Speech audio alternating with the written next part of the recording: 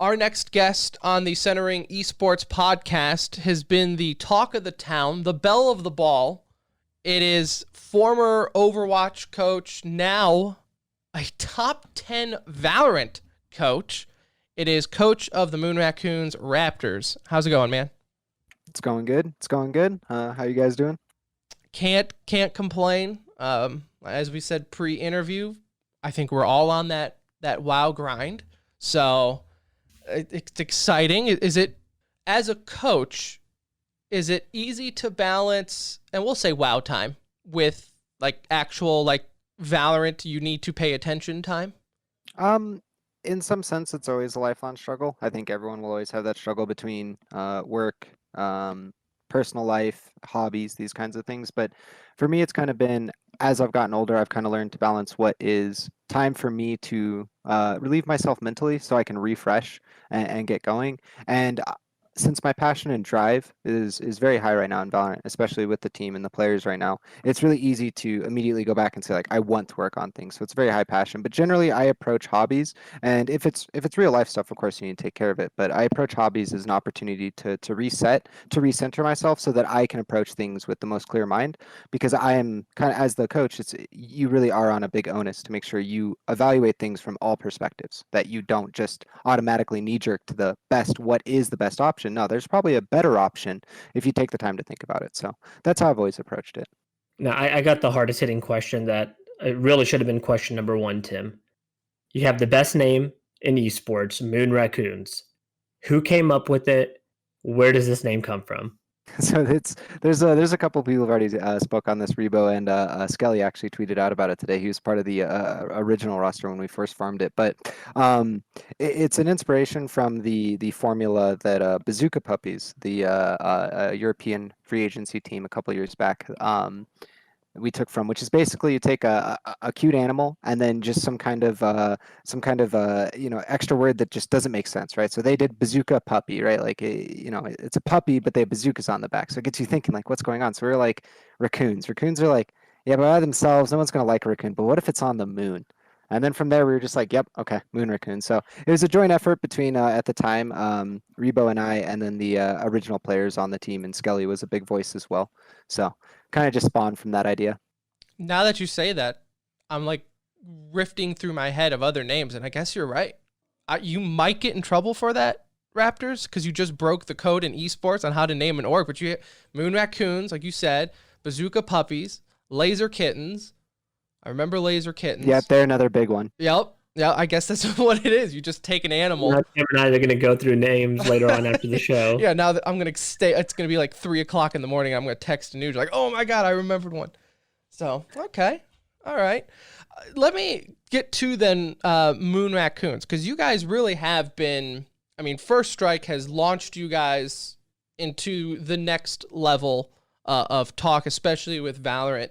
What's that been like to go from a unranked, still orgless team, but now you find yourself in the top 10 best in the world? It's been an amazing experience to kind of sum it up shortly, and I'll go into that. But it's just like everything about it has been amazing, from the experience within scrims, matches, the atmosphere with the team, the interaction with fans has been something I've never experienced before. I never really worked with a free agency team and built up in Overwatch, so this has been a really first experience on that. But it's been amazing. Um, but in terms of specifics, the kind of a lot of our goal is environment focused, and that's a lot of what I focus on as a coach. Is I think of my job as to enable and create structures and environments that make the players push themselves, but also be able to have a unity with each other. Because when things are stressful, when matches are happening, whatever it is, players need to be able to act in tandem and need to be understanding of what the others are doing and be able to act off that quickly. So I value environment a lot. And so a lot of our practice reflects that. And what ends up happening is you get feedback from every single player. And as we've been going along, yeah, we've had our tough practice days. We've had our easy practice days because we really got our ideas and our lessons down, and things were working out the way they're supposed to. But every single day, it's still the same where, players are hanging out afterwards. Sometimes I'll be hanging out with the players afterwards. And there's just that environment of everyone can really speak openly to each other. And so having that like genuine environment, and something I really wanted to always create, having that in tandem where the players really feel that same vision and idea, and it's all really working out. It's been amazing because the reception has just been uh, something that every single turn there's just a smile on my face, or the players will show something and brings a smile to their face. And then at the same time, when it comes to practice, our goals are still the same in terms of environment, growth, and working with one another to push each other to the best that we can be. So it's really just been an amazing, genuine experience so far, and this is something I'm never going to forget. You know, I gotta ask, like, y'all have had plenty of success even prior to First Strike. Y'all had, played Gen G. I think y'all had a good game against Anbox in the Renegades tournament that they held.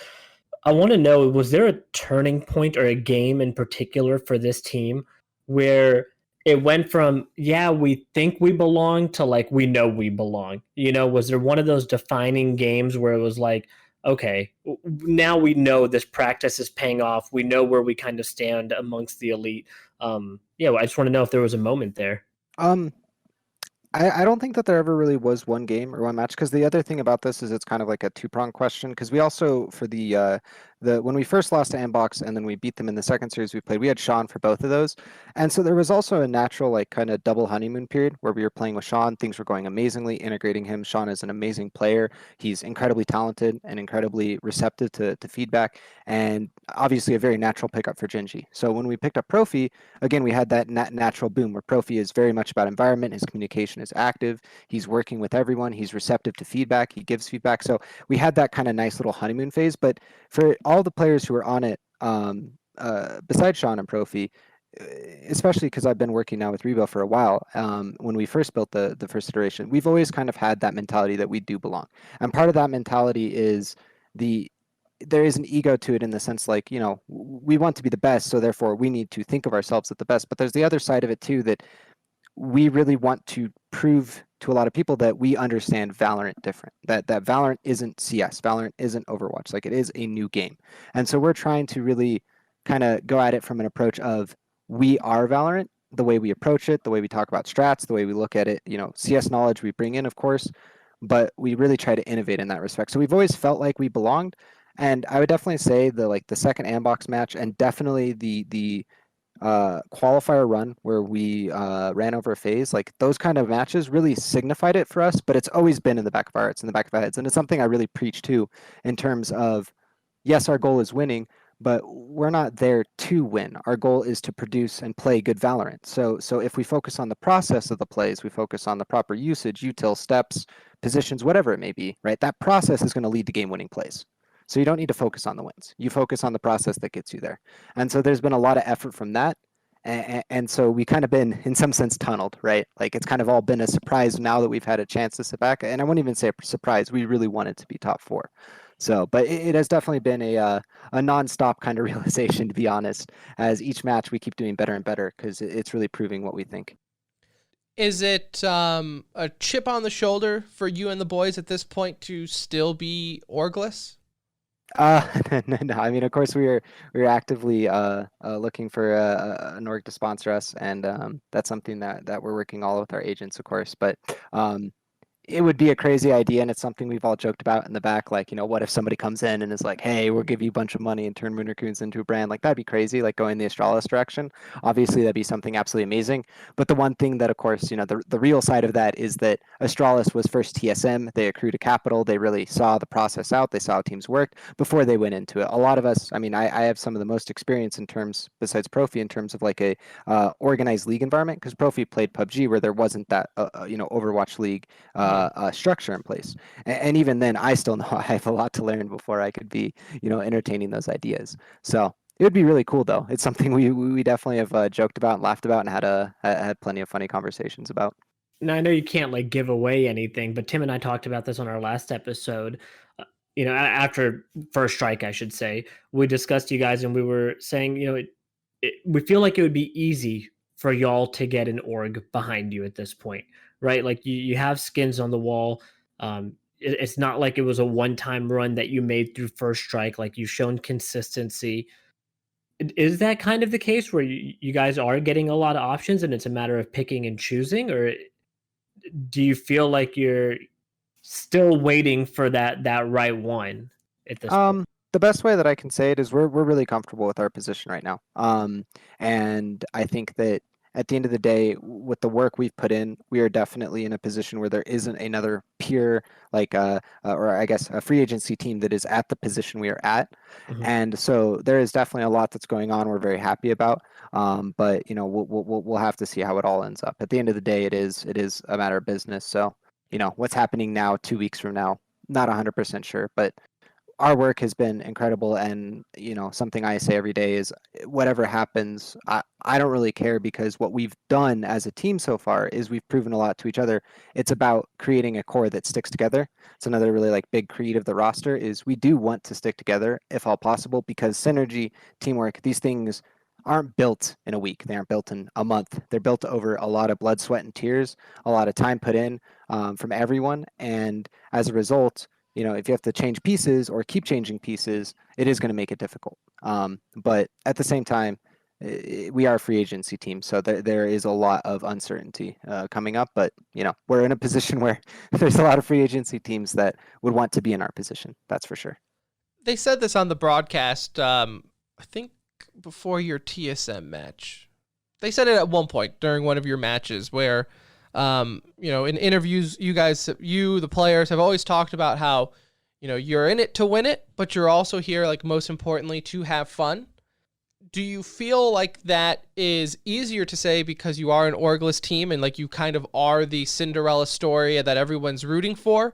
At what point do you feel like, you know, when you are in org, like that now puts a target on your back?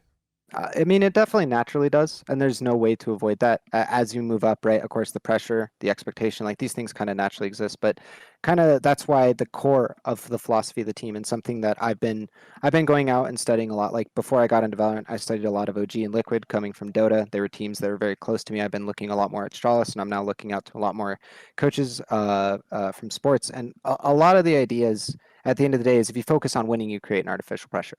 Oh, we have to win this match. We have to win this tournament. We have to win all this. But at the end of the day, really, you don't have to win. Like there is an element at the end of the day, you're going to live and learn.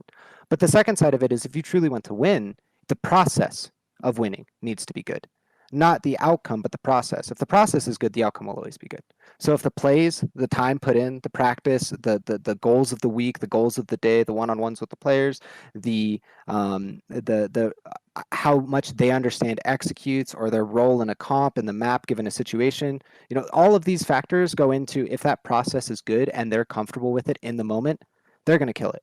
They're going to do exactly what they need to. They're going to instinctually play well. They're going to communicate well, and they're going to run it over, right? But if there's a focus of we need to win and that is your focus, then you're skipping over all of the process and the foundation that leads to winning. So a lot of my focus is that. So getting an org would never change that, and that is something that I will always stand by. You know, what I've said is no matter what happens, nothing has changed for us, because at the end of the day, it is a philosophy and a core to us. Because the teams that win the biggest championships never focused on winning; they focused on being the best at what they did, and the result of that is winning. So if you can achieve the first part, you will achieve the second part, no matter what. You If know, I you want to ask a little bit do, more. I was gonna say, if you do need artificial pressure ever on the guys, like if ever you think they're just slacking, getting big headed, you let us know, and we'll just slide a DM so they don't know it, and then we'll rip them on the show and be like, guys, Center Ring Esports podcast is like trashing you right now, and we'll do that for you. Plant the story ourselves. Yeah, we will plant I'll the use seed of pressure. This will be my secret weapon. You're I'm right. ready Yeah, for we it. really turn things around.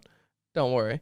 Yeah, I'm kind of curious because we're in such a unique situation with Valorant where there are coming into the game, there's already so many big names, right? Because they're coming from other esports, well known. Obviously, your Sinatras, Mixwells, Wardells, like these guys were all pretty well known within their own scene. Obviously, some more than others, but still a lot of those names out there, Nitro and things like that.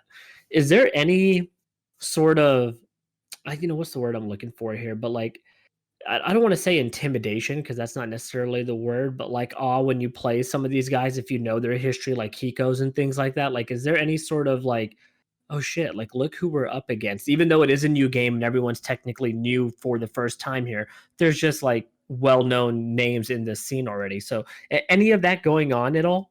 At first, there was, of course, the natural side of it, but for us, really, it's been more of a sudden realization that idols for a lot of the players are becoming rivals is kind of the way, and we've joked about Mhm. that, and we kind of bring it up because, of course, these are things that we need to externalize, we need to process, we need to sift through, so the players don't think about this in tournament situation.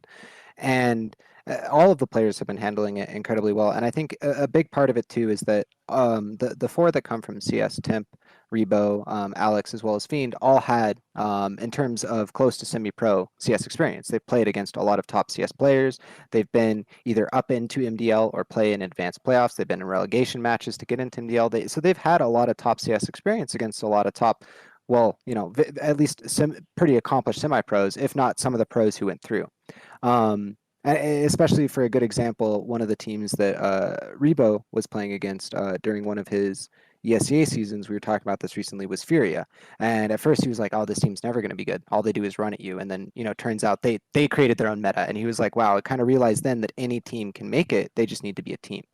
So that helped him a lot too. But again, back to the point in terms of that kind of star power, it doesn't affect us because I really also preach an ego of they're the best on the server. And it's something also Rebo really reinforces. And it's something the players have really bought into. When we get on the server, no matter the performance, we should always have the thought process we're the best on the server.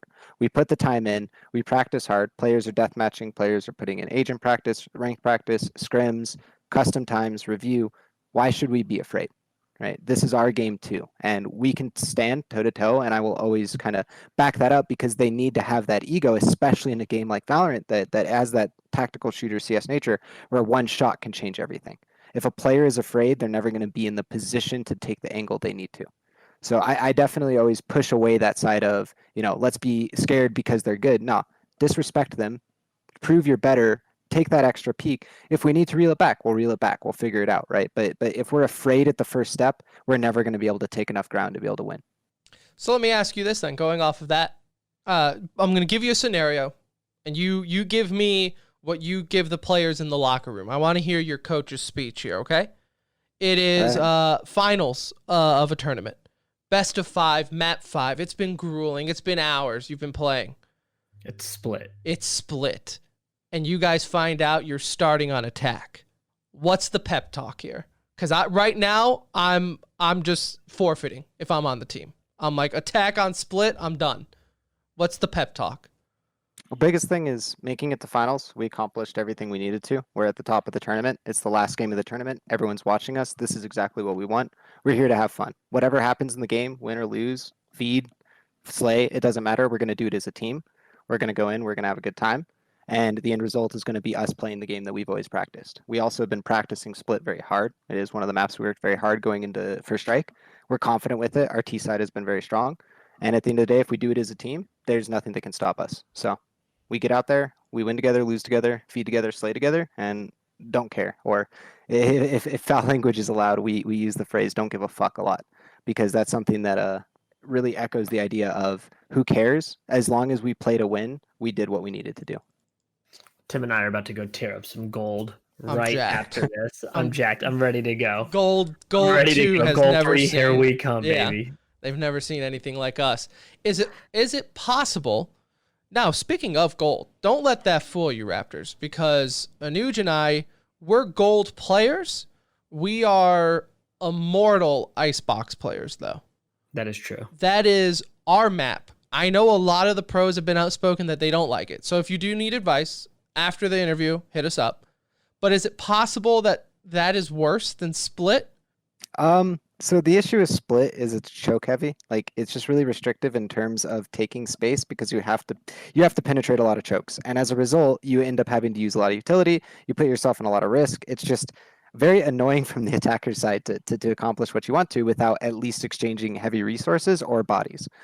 The thing about Icebox that's really frustrating is it's so open in terms of both verticality, but also if you notice, it's the first site in the game or the first map in the game where there's actually an objective before the site.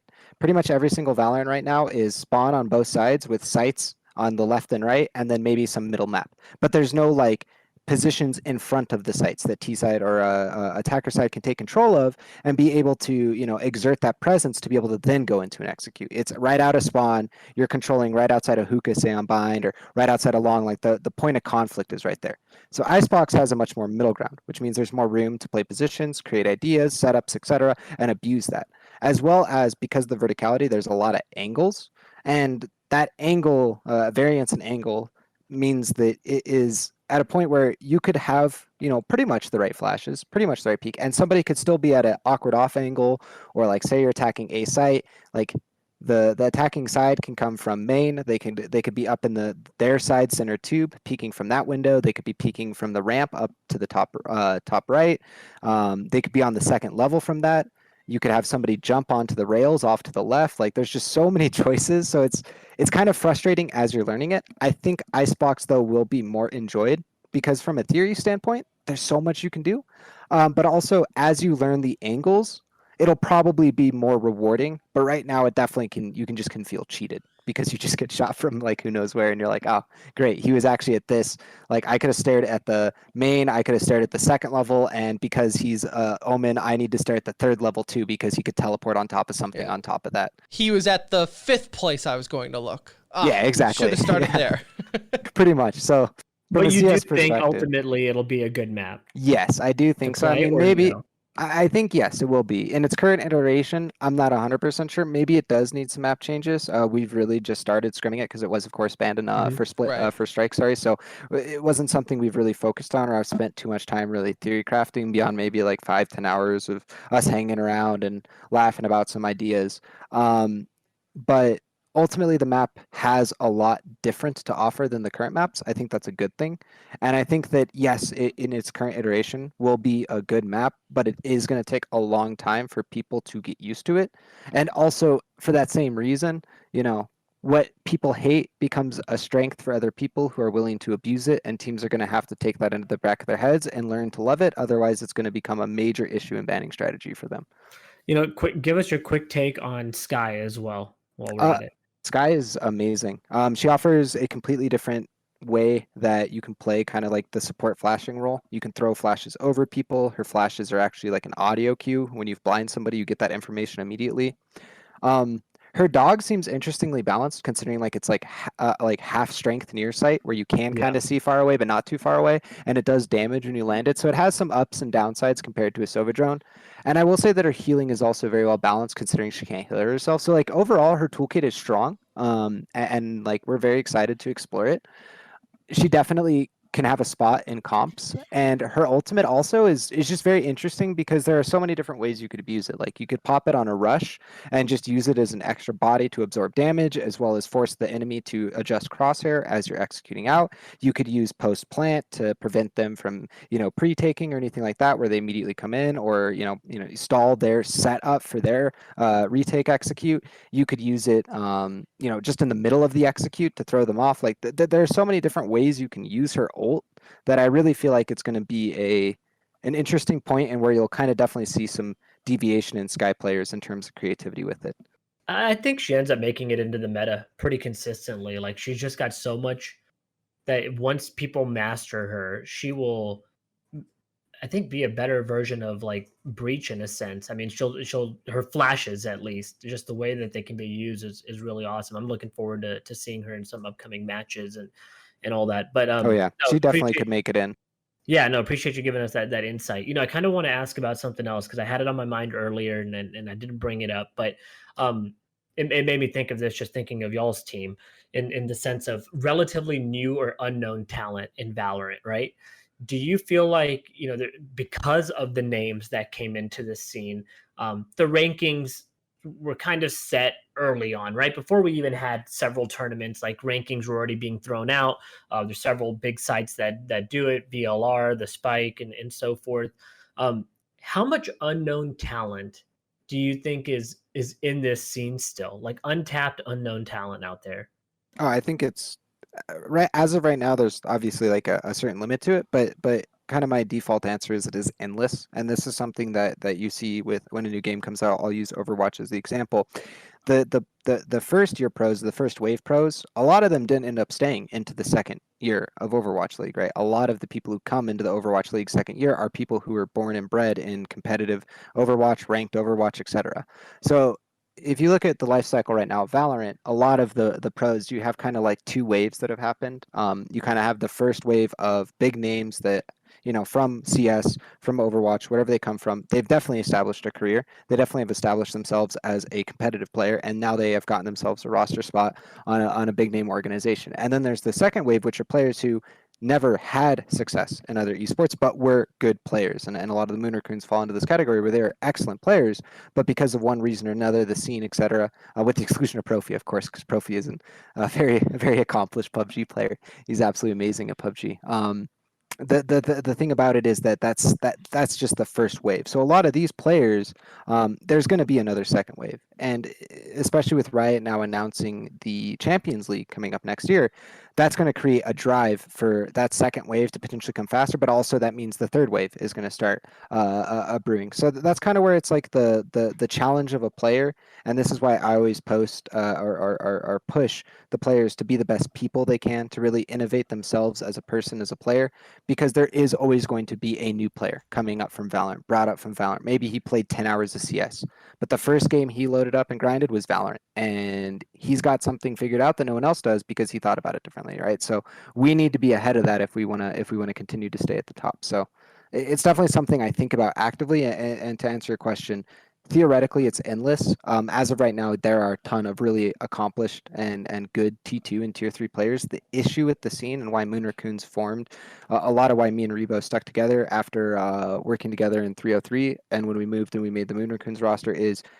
we were tired of the idea of, at least he was as a player, and I don't like the idea to begin with, where people are always roster hopping in the T2 tier 3 scene. You can't build synergy, you can't build a roster, you can't build anything. And so as a result, our focus was a extensive interview process, extensive tryout process. And even though the second iteration more formed from Fiend and helping out a lot, the goals and the ideas are still there. We want to stay together. So there is a ton of talent. It's just, it's hard for a lot of them to prove it, because they don't have a consistent team to push themselves the way they need to. And I think it's important too, like you were saying, like sticking together and things like that for situations like first strike qualifiers, right? There were so many chances to qualify, and it's like, you know, had there not been a second, UMG qualifying, it would be a completely different story for Moon Raccoons. But because you guys stuck together, you had that second chance. Look at the doors and opportunities it's created. No, 100%. And even the first time around too, because the match against 100 Thieves, we had,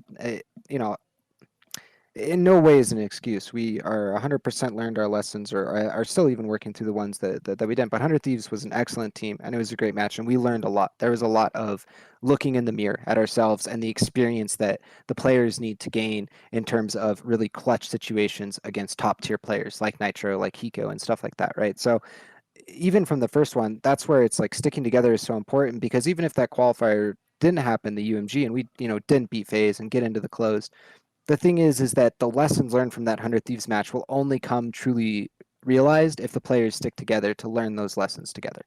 And again, that's why I think a lot of goals from a lot of teams and coaches I haven't always agreed with, because I think that this idea of consistency outweighs all, right? And so consistency doesn't come from change. It comes from consistent growth and a environment where people can get to know each other, expect things from each other, and then also get trained on, no, don't expect that. Call it, do it instead, right? And really, you don't get to do that kind of stuff. You don't get to mess and really change with those kinds of mental strengths without having that consistency. Well, excellent. Anuj, anything else? No, man, just appreciate you coming on, obviously, and huge congrats on the success and continued success. Obviously, we're rooting for you guys and have a special interest to do so. Like, it's just it's awesome to see what you guys have done, and we're gonna keep following, man. We're gonna keep rooting for y'all, and whether you sign with an org or don't, or choose to do your own thing, like we're rooting. We're in y'all's corner, and want to see y'all keep going. Oh, awesome. Thank you so much. I really appreciate you guys having me on. I had a blast, and can't wait for the next year to start. It's gonna be absolutely crazy with the Challengers to Champions series. It's gonna be absolutely amazing. And that announcement was huge. That was awesome to see that so early. maybe you'll be playing there as Moon Raccoons, Who or maybe knows? you'll be playing there as a newly signed with another org. Who knows? Astralis. Only the Astralis, hit 'em up, future guys. holds. Astralis Valorant NA. Astralis would be a dream come true for so many of us. It would be absolutely insane. Real quick, I have two more quick questions for you. NA or EU for Valorant? Which one's better? So that's kind of a loaded question. I would say right now NA is the better raw region. That's NA right. is better at taking space and taking ego fights to control stuff. EU is much better at the controlled set style of Valorant. Which one is better? I will tend to lean to NA in the long run because Valorant is not CS. There's abilities, there's movement, there's a different flow to the game. So NA would potentially, assuming we played well at the situation, I think NA would definitely be the better region right now in that regard. But ultimately, both styles are going to have to be understood fully for the first true like international champion level team. All right. Well, you heard it from Raptors. EU sucks. NA rules. Let's do it, baby. NA baby. It's the way it goes. EU's trash. We knew that. That was a trick question. We knew the answer already. Appreciate your time. Thank you. I know it's tough to do with an expansion out, and so many blessings to you for coming on in the middle of your grind. And Oh no, I hopefully was talk really to you soon, excited for buddy. this. Thank you so much for having me on. I love being on podcasts. I love talking. So it's a great opportunity. I really appreciate it. You guys have a good one as well. You too, man. Have a good Thanksgiving. Thank you, buddy.